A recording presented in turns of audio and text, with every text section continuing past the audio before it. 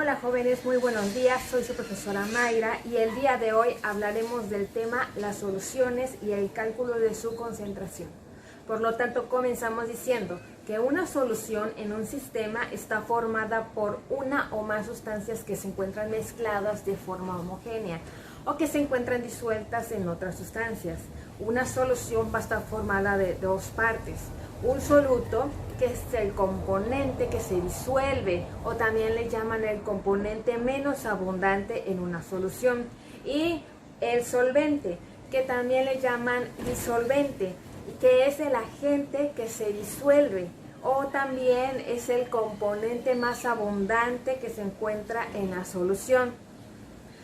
Por lo tanto, ahora vamos a comenzar a hablar de la concentración de una solución. La concentración de una solución será la expresión cuantitativa de un soluto disuelto en una disolución determinada, que se refiere a la cantidad de soluto que se disuelve en un disolvente.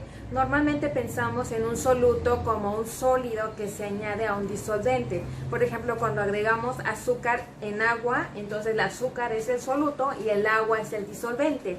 Pero entonces el soluto también puede estar en otro tipo de fases. Por ejemplo, si se añade una pequeña cantidad de alcohol y se agrega otra cantidad mayor de agua, entonces el alcohol es el soluto y el agua es el disolvente. Sin embargo, si se añade una cantidad pequeña de agua y una cantidad mayor de alcohol, entonces el alcohol se convierte en el disolvente y el agua en el soluto. Es por ello que, por ejemplo, hay algunas soluciones que tienen un porcentaje mayor de alcohol y uno menor, etcétera. Y como es, hay muchísimos ejemplos más en la vida cotidiana. Por lo tanto, todos los días se pueden preparar soluciones llamadas empíricas. ¿Cómo sería eso? Bueno, pues en la mañana ustedes se levantan y se preparan una taza de café a la que agregan azúcar, agua y café, pero ustedes no saben exactamente cuál es la cantidad que le agregan, solamente lo miden en cucharadas. Suponiendo que van a preparar 2 tazas de café, ustedes y a su mamá, aparentemente es la misma taza, aparentemente es la misma cantidad de agua y la misma cantidad de azúcar y de café. Según ustedes le agregan 2 cucharadas de café y una de azúcar y a la otra igual. Sin embargo, esas cantidades no están pesadas y no son precisas. Por lo tanto, a esa solución se le llama solución empírica. Si clasificamos en función de la cantidad de soluto que se disuelve, las soluciones se pueden dividir en saturadas, insaturadas y sobresaturadas. Entonces vamos a comenzar explicando qué es una solución insaturada. Este quiere decir que cuando hemos disuelto una cantidad de soluto menor a la cantidad máxima que podemos disolver. Tenemos que tener presente que la cantidad máxima que podemos disolver en determinado disolvente es una cantidad que casi siempre se nos proporciona dentro de los problemas. Por otra parte se encuentran las soluciones saturadas, que van a ser aquellas en las que no se puede seguir admitiendo más soluto, pues el solvente ya no lo puede disolver. Cosa contraria a las soluciones saturadas. Insaturadas, ahí no se llega a la cantidad máxima, por lo tanto todavía se puede agregar un poco más a una solución insaturada. Regresamos a las saturadas. Si la temperatura aumenta, la capacidad para admitir más soluto aumenta. Lo podemos asociar, por ejemplo, si tuviéramos un cine y en ese cine caben solamente 100 personas sentadas. Entonces esa es la máxima capacidad del cine, que pueden entrar sentadas. De igual forma funciona con una solución saturada. Es aquella en la que se ha disuelto la máxima cantidad de gramos de soluto que el solvente puede disolver aún. En tercer punto se encontraría unas soluciones sobresaturadas, que van a ser aquellas en las que se añade más soluto del que se puede disolver en el solvente. Por lo tal motivo se va a observar que una parte se va a ir al fondo. Si regresamos al caso del cine, entonces si entraban 100 personas sentadas en ese cine y yo agrego 20 personas más, entonces en ese cine se va a encontrar sobresaturado con 20 personas de más, porque esas 20 personas no se van a poder sentar. Sin embargo, en las soluciones sobresaturadas también la cantidad de poder disolver va a poder aumentar con la temperatura. Si aumentamos la temperatura de la solución, podemos disolver todo soluto hasta cierto punto, nada más. Por lo tanto, lo primero que vamos a desarrollar será el porcentaje en masa. Este va a expresar la concentración de una solución en porcentajes de soluto en determinada masa de disolución. ¿Esto qué quiere decir? Que en realidad para cierta masa de solución hay un porcentaje de esta y de su soluto. Sabemos que se puede dar la concentración de las soluciones en diferentes unidades, por lo tanto veremos diferentes tipos de concentraciones de soluciones cuantitativas, como es el porcentaje en masa, las partes por millón, la molaridad, la molalidad y la normalidad. E iremos explicando uno a uno con ejemplos de qué trata cada uno. Por lo tanto, para poder calcular el porcentaje o masa, es necesario utilizar la fórmula de porcentaje en masa, que va a ser igual a gramos de soluto entre gramos de soluto más gramos de solvente por 100. También se puede reescribir la fórmula de porcentaje en masa como gramos de soluto entre gramos de solución por 100, recordando que los gramos de solución es igual a gramos de soluto más gramos de solvente. Ahorita haremos un ejemplo para que les quede un poco más claro cómo utilizar esta fórmula. Ok, nuestro primer ejemplo dice, para obtener una concentración de cloruro de sodio similar a la del agua de mar, un acuario debe tener 3.6 gramos de cloruro de sodio por 100 gramos de agua. La pregunta que les hacen es, ¿cuál es el porcentaje de cloruro de sodio en la solución? Para esto hay que identificar primero nuestros datos, ¿sí? De acuerdo a nuestro problema, la masa del soluto, ¿cuál sería? El soluto en esta ocasión es el cloruro de sodio.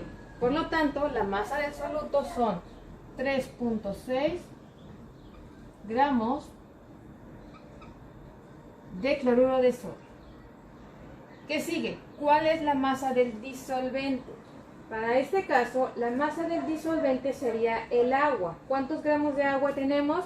Tenemos 100 gramos de agua. Ahora, ya podemos nosotros con estos dos datos nada más calcular nuestro porcentaje en masa. ¿Por qué? Porque recordemos que nuestra fórmula dice que para calcular el porcentaje en masa va a ser gramos de soluto entre gramos de soluto más gramos de solvente por 100. Entonces, ¿cuáles son los gramos de soluto? 3.6 gramos entre gramos de soluto más gramos de solvente. Otra vez, ¿cuáles son los gramos del soluto?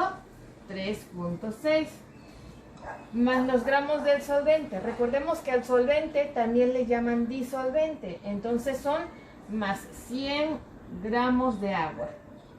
Todo esto por 100 para sacar el porcentaje. Eso les daría igual a ¿cuánto? 3.6 entre 3.6 más 100, 103.6 por 100. Si ustedes hacen sus cálculos, va a ser 3.6 entre 103.6 por 100. Les tendría que dar igual a 3.5%. Y ese sería el resultado final de este problema. El siguiente tema es las partes por millón. Las partes por millón se utilizan en realidad para medir concentraciones muy pequeñas, para el caso de los gases y de los contaminantes tóxicos que se encuentran en cantidades muy pequeños y que son nocivos para nuestra salud. Entonces, en estos casos la cantidad de soluto es tan pequeña en relación con la cantidad de solvente que no se puede representar en soluciones porcentuales o molares. Por lo tanto, se recurre a las partes por millón. A continuación haremos un ejemplo para que ustedes vean cómo se contesta con partes por millón y utilizando la fórmula específica para las partes por millón. Bien, el primer ejemplo para poder calcular las partes por millón dice: calcular la composición en partes por millón de una muestra que contiene 5 miligramos de flúor en 700 mililitros de solución. Para poder calcular las partes por millón, es necesario poder conocer dos fórmulas. Puede usarse la número 1 o puede usarse la número 2. La fórmula número 1 para calcular las partes por millón dice que partes por millón va a ser igual a miligramos de soluto entre litros de disolución. La fórmula 2, que también se puede utilizar, es que las partes por millón es igual a los gramos de soluto entre los gramos de soluto más los gramos de solvente. Vamos a resolverlo con las dos fórmulas. Si lo resolvemos con la fórmula número 1, primero tenemos que extraer nuestros datos, que dice que calcules la muestra, la composición en partes por millón. Primero habrías de identificar cuáles son los gramos de soluto. En este caso son en miligramos. Miligramos de soluto, de acuerdo a nuestro problema, dice que tengo 5 miligramos. Entonces, ¿cuáles serían mis litros de disolución?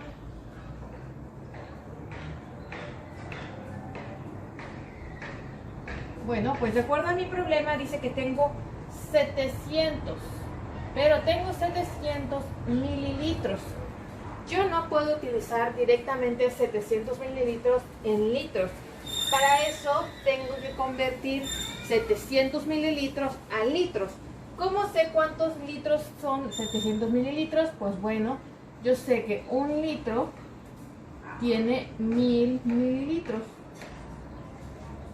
Entonces 700 por 1 entre 1000, en realidad tienes ¿cuántos litros? 0.7 litros. Bien, ahora ya puedo calcular o poner directamente en mi fórmula número 1 para calcular mis partes por millón. Tengo 5 miligramos, que ya la tengo en las unidades que lo necesito o que me las están pidiendo, y tengo 0.7 litros, que lo tengo ya en las unidades que me lo está pidiendo. Ahora, 5 miligramos entre 0.7, eso me daría 7.14 partes por millón. Ese sería usando el primer ejemplo. Entonces ya tenemos nuestros datos. Ahora voy a sustituir en la fórmula 2. Para calcular las partes por millón, yo sé que tengo que poner los gramos de soluto, que ahora tengo 0.005 gramos, entre 0.005 más 700. Esto lo voy a multiplicar por 1.000.000 y me va a dar exactamente el resultado que me dio cuando lo calculé con esta fórmula, 7.14 partes por millón. Recuerden que en sus calculadoras tienen que poner 0.05 entre y usar paréntesis, o en su caso 0.005 entre 700.005, y esto por 1.000.000, porque si lo ponen corrido sin paréntesis, entonces les va a dar un número incorrecto. Ya ustedes decidirán qué fórmula es la que les hace más sencilla para poder resolver sus problemas. Bien chicos, eso es todo por el día de hoy.